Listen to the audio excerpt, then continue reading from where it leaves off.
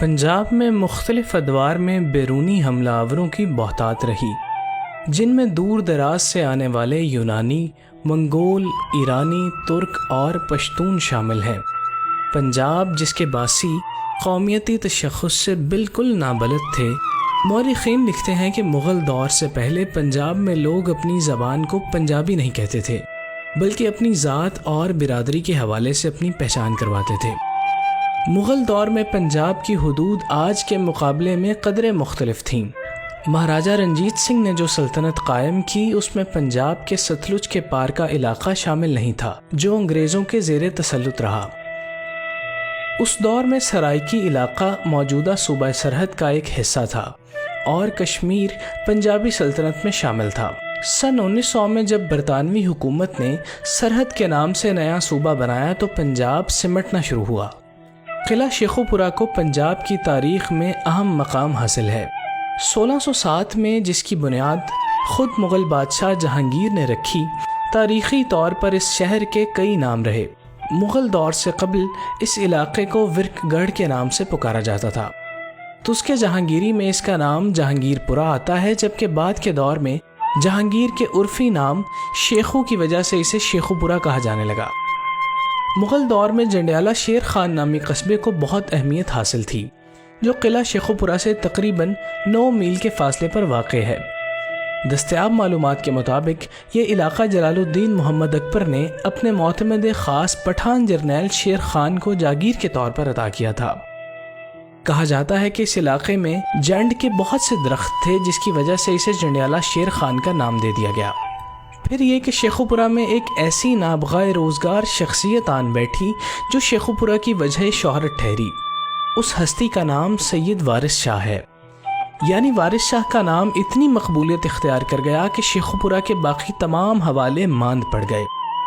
وارث شاہ مشہور زمانہ لوک داستان ہیر کے خالق اور پنجابی زبان کے عظیم صوفی شاعر ہیں۔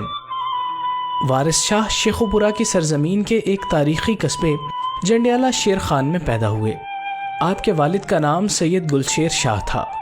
ابھی کم سن ہی تھے کہ حصول علم کی غرض سے قصور روانہ ہوئے اور حافظ غلام مرتضیٰ قصوری کی خدمت میں حاضر ہوئے، جہاں بابا بلے شاہ کے ہمراہ قرآن، حدیث، فقہ اور منطق جیسے علوم حاصل کیے۔ وارث شاہ کا دور محمد شاہ رنگیلا سے لے کر احمد شاہ ابدالی تک کا دور ہے۔ وارث شاہ نے تخت و تاج کی منتقلی کو بھی اپنی شاعری کا موضوع بنایا اور بھی دیگر متفرق موضوعات پر خامہ فرسائی کی۔ وارث شاہ کو پنجابی زبان کا شیکسپیئر بھی کہا جاتا ہے۔ آپ نے اپنے وجود سے پنجابی زبان کو بہت سیراب کیا۔ ہیر آنکھ دی جو کیا جھوٹ بولے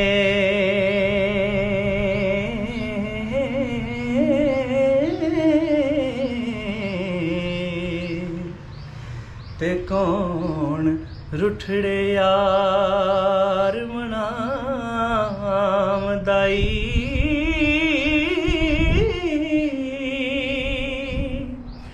ایسا کوئی نہ ملیا میں ڈھونڈ تھکی، جیڑا گیا نو موڑ لے آمدا۔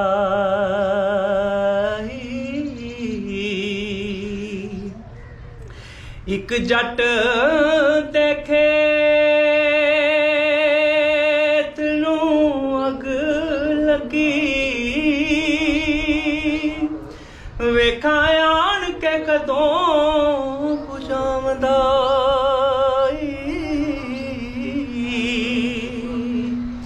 دیواں چوریاں کیوں دے بال دیوے، وارث شاہ جے سنا میں آمدا۔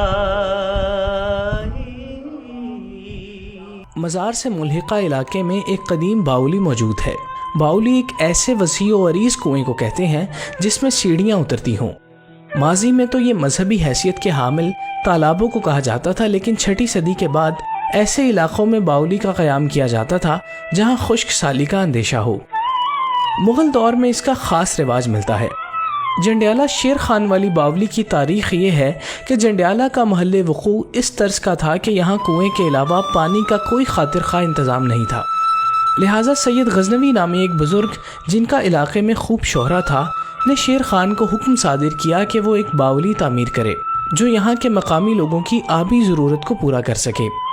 باولی کی سیڑھیوں کے اوپر شیر خان نے ایک سرائے بھی تعمیر کروائی جس میں لاہور سے کشمیر جانے والے مسافر مقامی لوگوں کو اپنا سامان بیچا کرتے تھے۔ اس باولی کے ایک کونے پر ایک مسجد بھی تعمیر کی گئی۔ یہ عمارات مغلیہ طرز تعمیر کا ایک نادر نمونہ ہے، جس کی چوکور عمارت کے مرکز میں ایک بڑے گنبد والا کمرہ موجود ہے جو 8 چھوٹے چھوٹے کمروں سے گھرا ہوا ہے، جنہیں ہشت بہشت یعنی 8 جنتوں سے تعبیر کیا جاتا ہے۔ وارث شاہ مزار کے عقب میں واقع یہ باولی پنجاب کی خوبصورت ترین قدیمی عمارات میں شامل کی جاتی ہے۔ اس باولی کے اندرونی محراب پر لگے پتھر کے ایک کتبے پر فارسی کے 7 اشعار درج تھے، جس پر باولی کی وجہ تسمیہ اور خصائص پر توصیفی کلمات درج تھے۔